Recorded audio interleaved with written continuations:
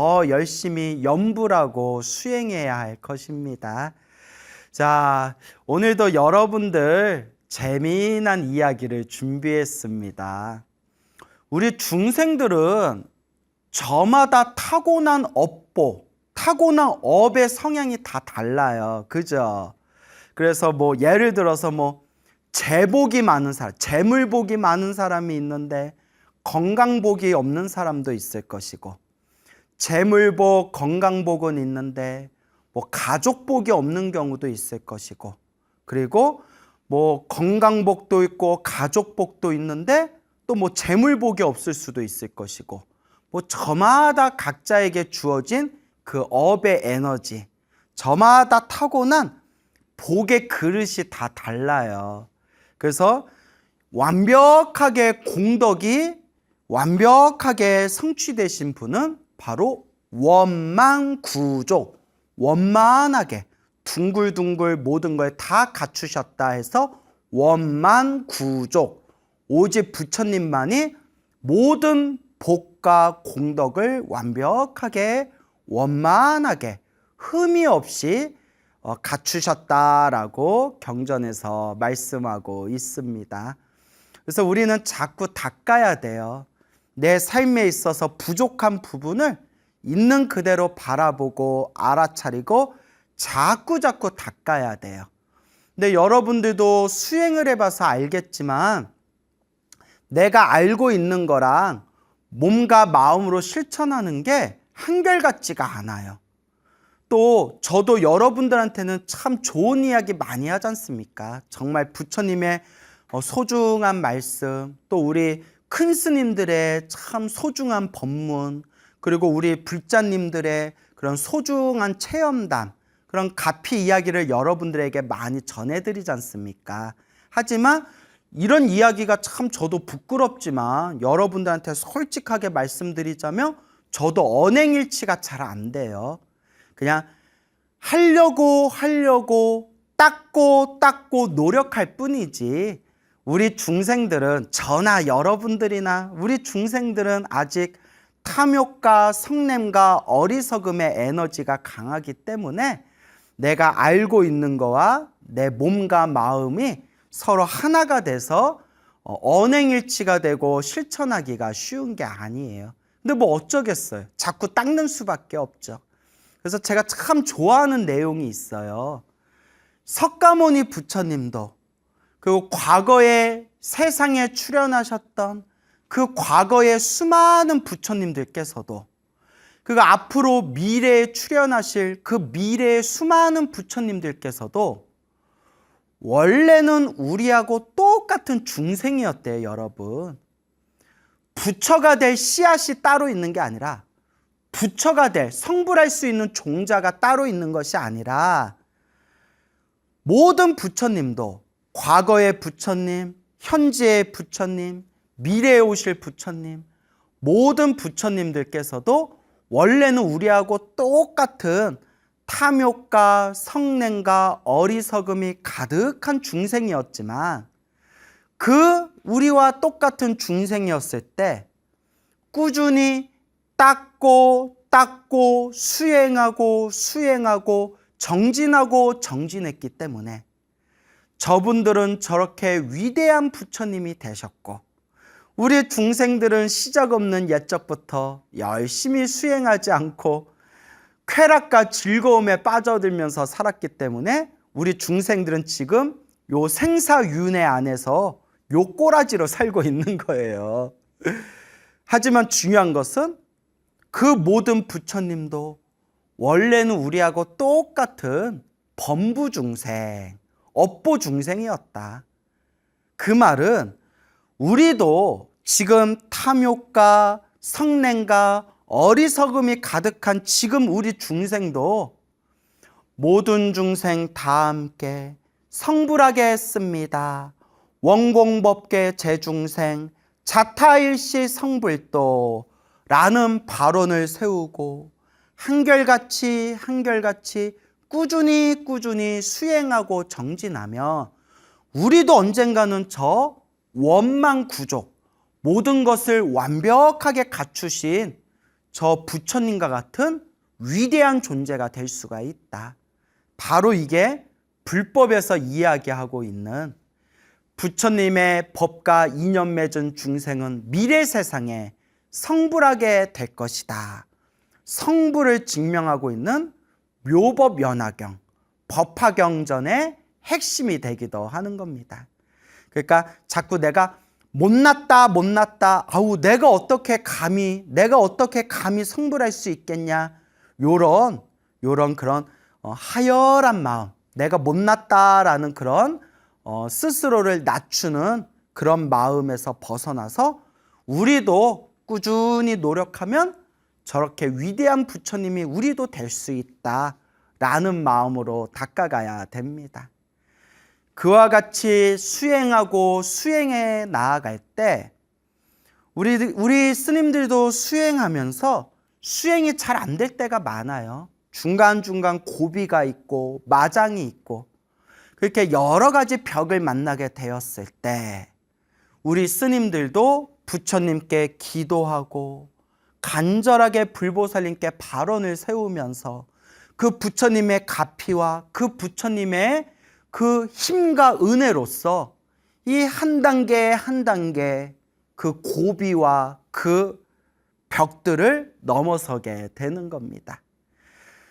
제가 얼마 전에 엄청나게 또 놀라운 이야기를 들었어요, 여러분. 그 티베트 스님이신데 고향이 티베트예요. 티베트 아시죠? 티베트?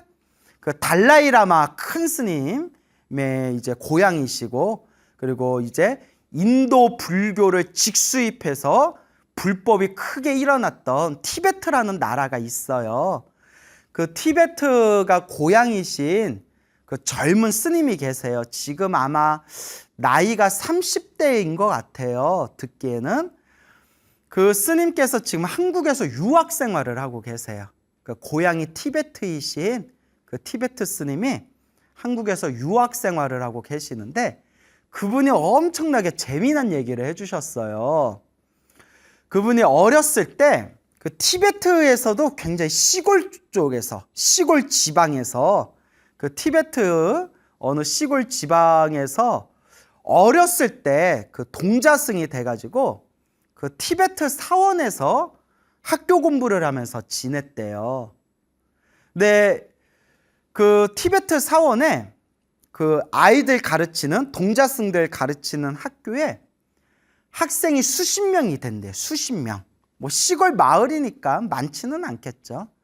수십 명의 이제 어린 학생들이 동자승들이 이렇게 공부를 하고 있는 티베트 그런 교육 사원이 있는데 이 스님이 어렸을 때부터 엄청나게 머리가 나빴대요. 예, 그 머리 좋은 사람도 있고 머리가 나쁜 사람도 있잖아요. 뭐 그러려니 해야죠.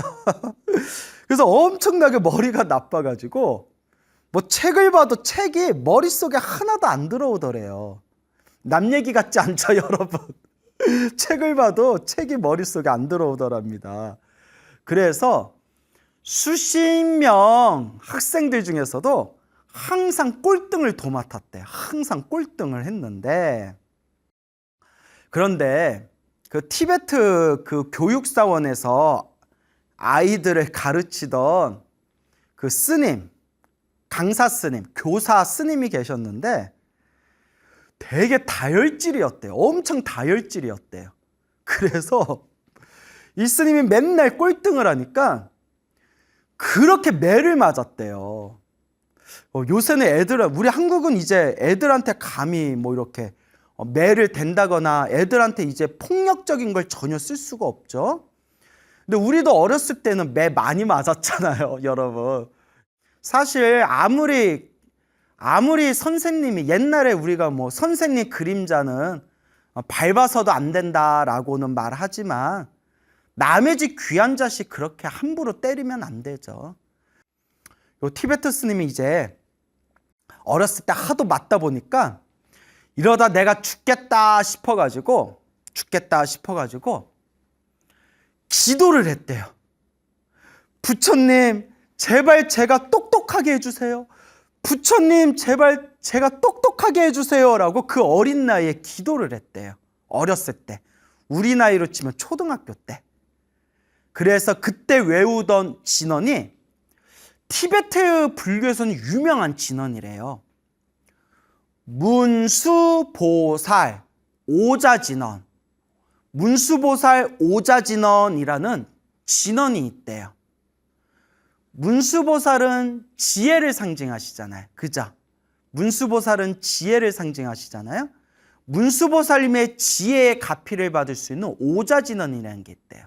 그 오자진언 5글자잖아요. 그래서 아라파자나라는 5글자래요.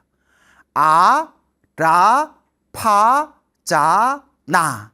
이렇게 문수보살의 가피가 담겨져 있는 이 5글자가 있는데 외울 때 옴 아라파자나 디 이렇게 붙인대요. 옴 아라파자나 디, 옴 아라파자나 디, 옴 아라파자나 디 이렇게 이제 외우는 문수보살 진언이라는 게 있대요. 우리나라는 좀 생소하죠. 근데 티베트 불교에서는 되게 유명한 진언이래요. 부처님, 문수보살님, 저에게 지혜를 주십시오. 제가 머리가 똑똑하게 해주십시오. 라고 그 어린 나이에 옴 아라파자나 디, 옴 아라파자나 디 항상 매일매일 하루 종일 그 진언을 외웠대요. 그런데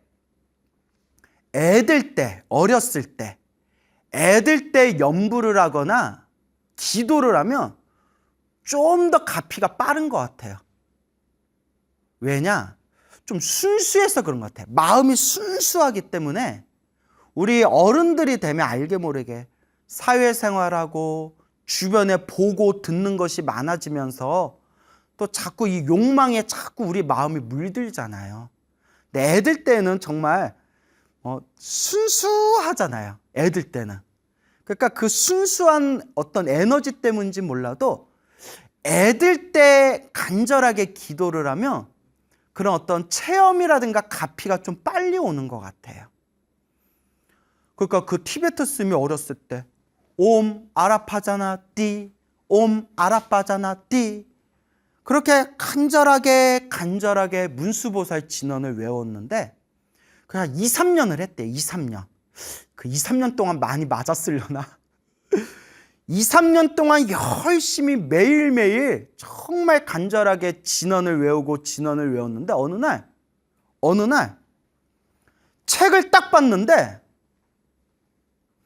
책을 한 번 딱 봤는데 책의 내용이 사진을 찍은 것처럼 머리에 사진 찍힌 것처럼 딱딱 머릿속에 저장이 되더래요. 우와, 대박. 그 스님이 직접 하신 얘기예요. 어느 순간에 그냥 책을 보는 순간 책에 사진이 찍힌 것처럼 머리에 딱딱 페이지 숫자까지 다 저장이 되더래요. 한 번만 책을 봤는데 책 한 권이 사진 찍히듯이 저장이 되더랍니다. 이야. 그리고 그날 이후로 그 몇십 명 학생 중에서 항상 꼴등을 했던 그 스님이 반에서 1, 2등을 놓치지를 않았대요. 항상 1등을 도맡아서 했답니다. 그날 이후로 안 맞았겠죠. 아이고 다행이다. 그러니까 좀 맞아야 공부하나 봐요. 야, 그 얘기 듣는데 너무 신기하다. 제가 다 신기하더라고요. 그러니까 그런 부처님 가피 이야기를 저도 물론 많이 듣고 저 나름대로 체험을 한 것도 있지만 그렇게 문수보살 기도를 해가지고 머리가 정말 자기 머리가 나빠서 아무리 책을 봐도 기억이 안 났는데 책을 한 번만 봐도 사진 찍히듯이 머리에 저장됐다라는 얘기를 들으니까 또 뭐 신기하더라고요. 야, 정말 이런 부처님 가피의 세계가 정말 있는 거구나. 이게 다 뭐 몇백 년 전 옛날 얘기가 아니라 지금 이 순간 펼쳐지고 있는 현재 진행형이구나. 그래서 저도 나도 오늘부터 문수보살 진언이나 할까? 라고 하다가 저는 이제 항상 나무 아미탑을 이제 극락세계 연불 수행을 하고 있어서 저는 뭐 항상 나무 아미탑을 연불을 항상 마음으로 챙기고 있는데 어쨌거나 신기하더라고요. 그래서 어렸을 때 체험한 거니까 지금은 어떠냐라고 물어보니까 그때보다는 좀 기도발이 약해졌지만 그때보다는 좀 기억력이 떨어졌지만 지금도 어디 가면 기억력 좋다는 말을 많이 듣는데요. 그래서 한국말을 빨리 배우셨나 봐요. 거의 한국어를 거의 우리의 한국인 원어민 수준으로 하시는데 그래서 기억력이 너무 좋으셔서 아마 한국어도 쉽게 배우지 않으셨을까 싶기도 해요.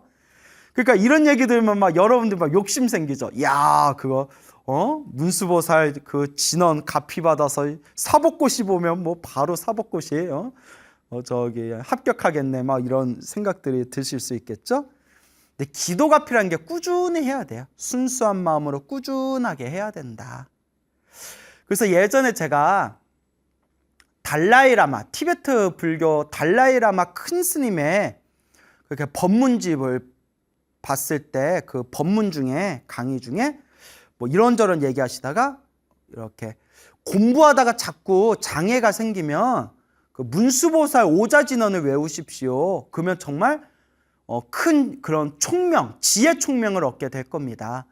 뭐 옛날부터 우리 티베트 불교 학인 스님들이 공부하다가 그렇게 벽에 부딪히면 이 문수보살 진언을 외워서 그렇게 큰 효험을 보신 분들이 많습니다. 공부하면서 공부가 잘 안 되고 자꾸 벽에 부딪히면 문수보살 진언을 외우십시오. 뭐 이런 그 달라이라마 큰 스님 법문을 이렇게 본 적이 있을 때는 좀 긴가민가 진짜? 막 이랬거든요. 근데 그걸 체험하신 그 티베트 스님을 이야기를 이제 직접 들으니까 이야, 그래, 불보살 가피는 분명히 존재한다. 우리가 믿음을 가지고 간절하게 정성스럽게 안 해서 그렇지 부처님 가피는 이와 같이 현재 진행형이구나라는 걸 이제 느끼게 되었습니다. 그래서 우리가 항상 이 불자로서 한 걸음 한 걸음 나아갈 때 항상 이 부처님의 가피와 은혜와 공덕을 마음에 되새기면서 늘 염불하고 기도하는 그런 불제자가 되시기를 바랍니다. 늘 여러분들과 부처님 가피가 함께 하실 겁니다. 그래서 이제 또 생각나는 이야기가 있는데 몇 년 전에 이렇게 세상을 떠나신 그런 중국의 큰 스님이 계셨어요. 저기 중국하고 대만에서 활동하셨던 큰 스님이 계셨는데 그 스님께서 젊어서 어린 나이에 출가해서 젊어서 어느 큰 사찰에 들어가서 경전 공부를 하셨대요.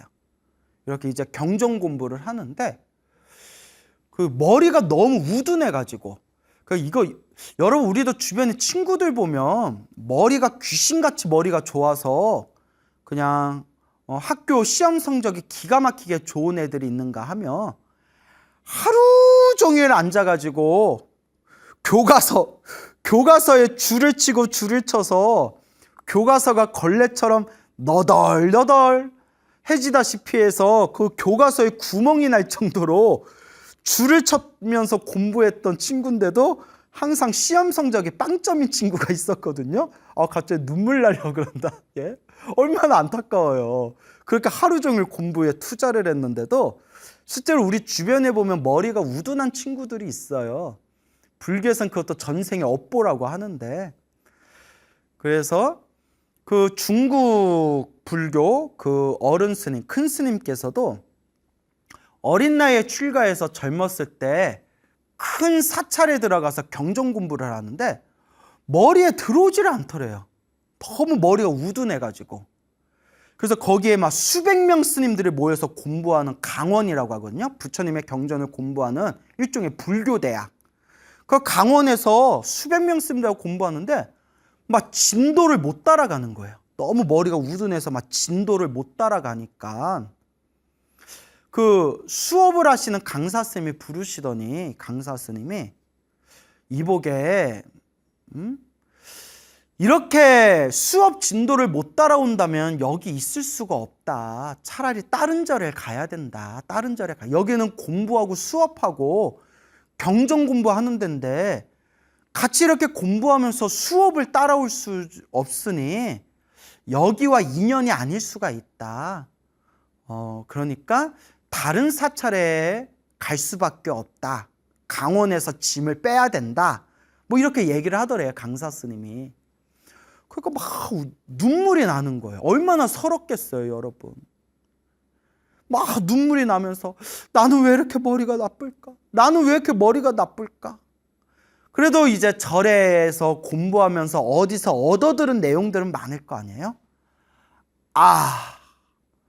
내가 이렇게 머리가 우둔한 이유는 과거 전생에 업보가 두꺼워서 그렇다. 내 과거 전생의 업장이 두꺼워서 이렇게 내 머리가 우둔하고 부처님 경전 공부를 하더라도 이렇게 머릿속에 들어오지를 않는구나. 그래서 여러분 그 지장경이라고 있죠. 지장경에 봐도 그런 내용이 나오거든요.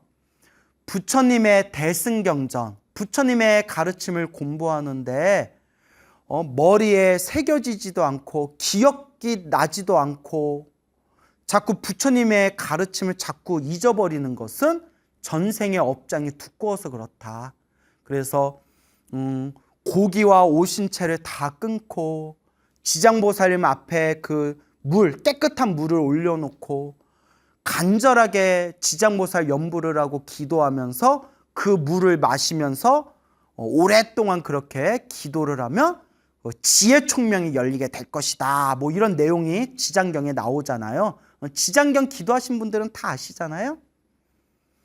그러니까 이 스님이 내 전생의 업이 참 두껍다 해서 이대로 물러설 수는 없다. 업장 소멸해야 되겠다. 그래서 그분은 어떤 기도를 하셨냐면 연비 기도를 하셨대요. 연비라고 알죠? 연비. 우리 수계식 때 팔에다가 이렇게 향 지지잖아요. 연비. 그래서 매일매일 법당에서 간절하게 눈물을 흘리면서 기도하면서 향으로 팔뚝을 지지는 연비 기도를 올리는 거예요. 그래서 지졌던데 또 지지고 또 지지고 그냥 팔을 계속 향으로 기도 한 번 할 때마다 향으로 팔을 한 번씩 지지는 거예요. 그래서 그렇게 향으로 팔을 지지면서 기도하고 연부를 할 때마다 내 업장이 소멸된다라는 그런 연비에 대한 그런 어떤 참의 기도법이 있는데, 근데 여러분 끝까지 들으세요. 절대 함부로 하시면 안 됩니다, 여러분. 또 제가 이런 얘기하면 나도 오늘부터 해볼까? 라고 할까봐 말씀드리는데 일단 아파요, 여러분. 일단 불향을 막 팔에다 생살에다 지지니까 일단 아프고, 문제는 함부로 하면 여기 막 흉터가 심하게 나요. 그냥 한 번 정도 탁 찍는 건 괜찮은데 그걸 막 몇 날 며칠 동안 지지다 보면 생살이 막 화상 자국 같은 게 남을 수도 있고, 괜히 이런 여름날 습한데 함부로 막 생살을 불로 지지다가 막 염증이 생겨가지고 그게 큰 병이 될 수도 있어요. 그러니까 여러분 이거는 옛날 어른 스님들도 함부로 하지 말라고 했어요. 알겠죠? 그러니까 함부로 따라하지 마세요. 저는 그냥 제가 들었던 그 큰 스님 가피 이야기를 그냥 전해드리는 거고, 만약 스님 얘기 들으니까 나도 업장이 두꺼운데 오늘부터 향으로 팔 지지는 연비기도 해야 되겠다 하신다면 저는 일단 하지 마시거나 하고 싶어도 그런 훌륭한 큰 스님 밑에서 지도받으면서 하십시오라고 권해드립니다. 절대 함부로 따라하지 마세요. 그런데 이 스님은 막 눈물을 흘리면서 그 향으로 막 팔을 지지는 연비기도를 올렸대요. 그렇게 몇 날, 며칠, 몇 달을 했대요. 독한 거예요. 우리는 한 며칠만 하더라도 그리고 저는 여러분들 눈치채셨겠지만 저는 아픈 거 싫어요. 저는 아픈 거 별로 안 좋아해요. 저는 춥고 배고프고 아픈 거 별로 안 좋아하는 사람이거든요.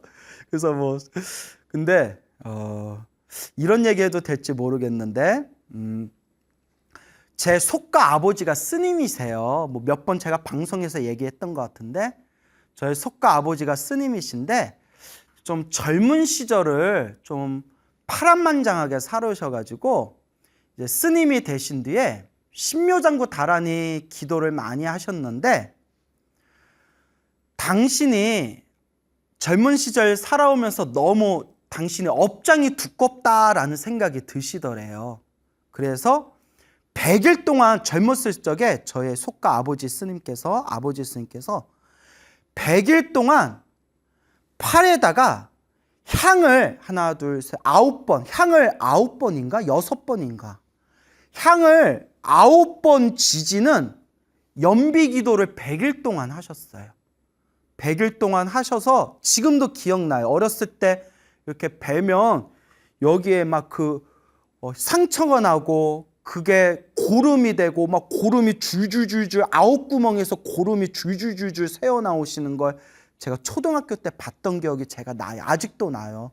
그때는 왜 저렇게 하셔야 되지? 제가 이해가 안 됐거든요. 그렇게 100일 동안 향을 9번 지지는 100일 기도를 하시고 나서 정말 크게 업장이 소멸하시고 그렇게 큰 가피를 받으셨대요, 실제로. 그러면서 하시는 말씀이 너는 하지 말아라 하시더라고요. 그때 저희 아버지 있으면 야 하지 말아라. 야, 나는 너무 업이 두껍고 누가 가르쳐주는 사람이 없어서 그냥 나는 막 무대뽀를 했지만 야 너는 그렇게까지 할 필요는 없다. 그냥 기도 열심히 해라. 예, 그런 말씀을 하시더라고요. 갑자기 생각났어요. 그래서 그 중국의 큰 스님도 그 몇 달 동안 그렇게 향을 팔에 지지면서 염불 하면서 업장 소멸하는 연비 기도를 했는데 어느 날 기도를 마쳤는데 눈앞에 머리가 갑자기 맑고 깨끗한 그런 체험을 하면서 지혜 총명이 열린 거예요. 지혜 총명이 뻥 열린 거예요. 업장이 소멸하고 가피를 받은 거죠. 그리고 책을 보면 경전을 보면 옛날에는 아무리 봐도 막 외워지지도 않고 무슨 말인지도 몰랐는데 한 번만 보면 경전의 내용이 머릿속에 되새겨지면서 그게 무슨 뜻인지 다 이해가 되더래요. 심지어 아직 배운 적이 없는 내용까지 입에서 술술 나와가지고 스님들을 가르치던 강사 스님이 놀래서 입을 떡 하고 벌릴 정도로 그렇게 지혜 총명이 열리신 그런 중국 불교의 큰 스님이 계십니다. 그 내용을 보고 저도 참 부처님 가피가 묘하구나 또 이런 생각이 들었습니다. 하지만 여러분 팔에다 향지지는 연비 기도는 절대 함부로 하시면 안 됩니다. 다만 이와 같이 좀 내 몸을 아끼지 않고 정말 간절하게 정말 내가 내 업장을 소멸하고 내 업보를 소멸하자면 얼렁뚱땅 기도하는 게 아니라 정말 간절하게 정말 하루 종일 항상 부처님을 향해서 기도한다는 마음으로 간절하게 꾸준히 닦아야 된다. 그래서 옛날부터 큰 스님들이 하시던 말씀이 신도들이 찾아와서 신도들이 막 울면서 스님 제가 이렇게 기도를 열심히 했는데도 왜 이렇게 자꾸 힘들고 괴로울까요? 왜 이렇게 힘들고 괴로울까요? 그럴 때마다 큰 스님들이 하시던 말씀이 눈에서 피눈물 몇 바가지는 쏟아야 된다.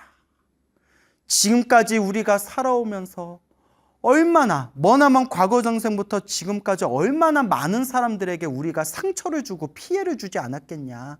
그러니 내 눈에서 피눈물 몇 바가지 쏟을 마음으로 기도하고 선업을 짓고 공덕을 쌓아야 된다 라는 말씀을 하셨습니다. 내 업장을 소멸한다는 게 그렇게 쉬운 일이 아니에요, 여러분. 꾸준하게 부처님 법을 믿고 닦아 나가야 됩니다.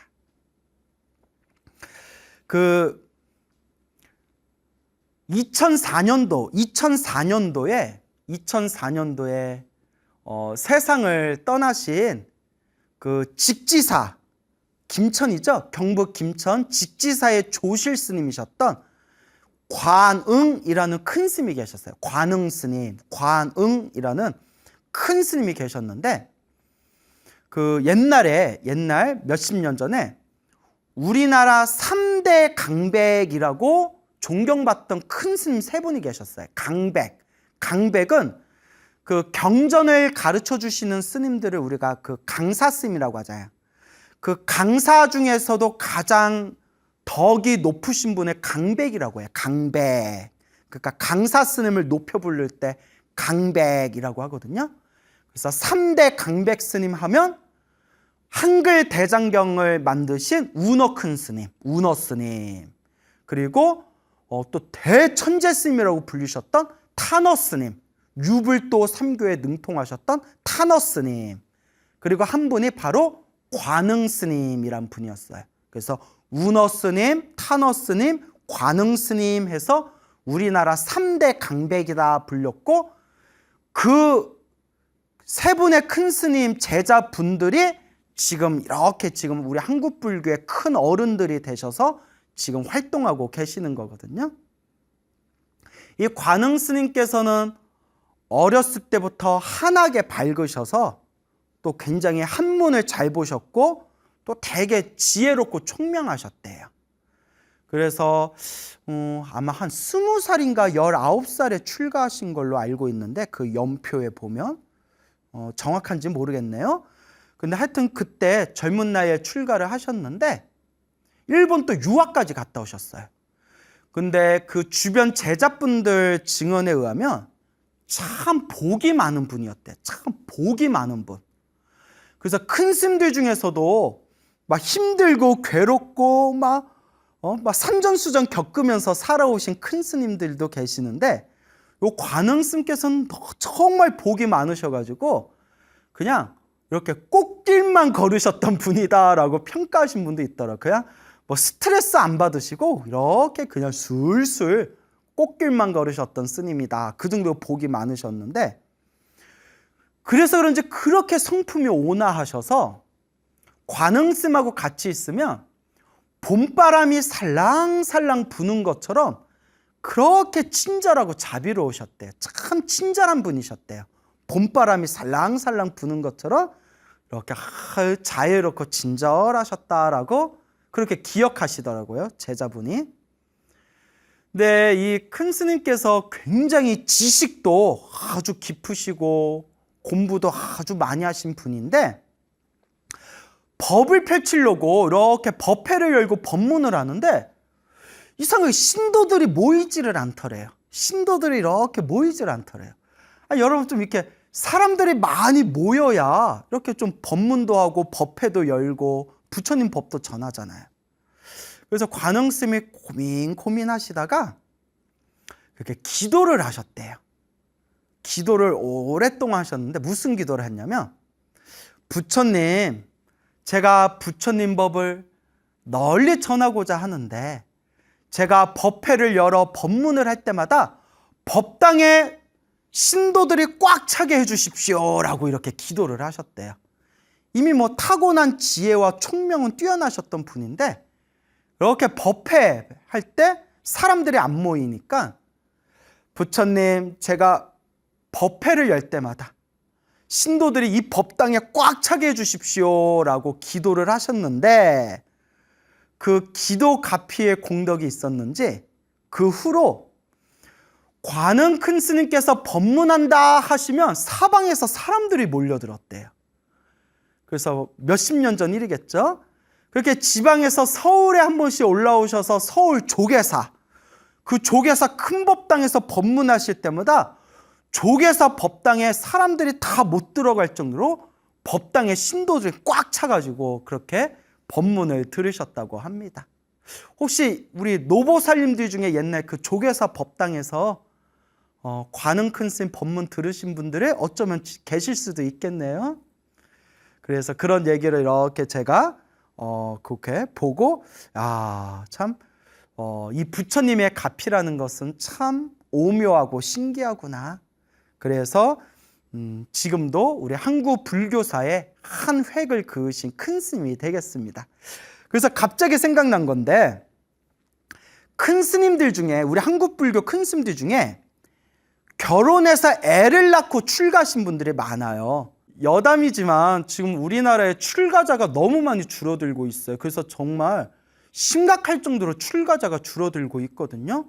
그래서 조금 머리 깎은 출가자 분들이 우리 젊은 사람들 중에서 정말 나는 부처님 법이 좋다, 나는 정말 진리와 깨달음을 추구하고 싶다, 그렇게 정말 공부하고자 하는, 수행하고자 하는 그런 젊은이들이 좀 머리 깎고 많이 출가했으면 좋겠습니다. 그래서 그런 한국 불교의 큰 그런 제목들이 많이 무럭무럭 자라났으면 좋겠습니다. 이와 같이 오늘 부처님 기도가피와 관련된 몇 가지 이야기를 전해드렸는데요. 제가 전하고 싶은 메시지는 부처님의 가피는 현재 진행형이라는 겁니다.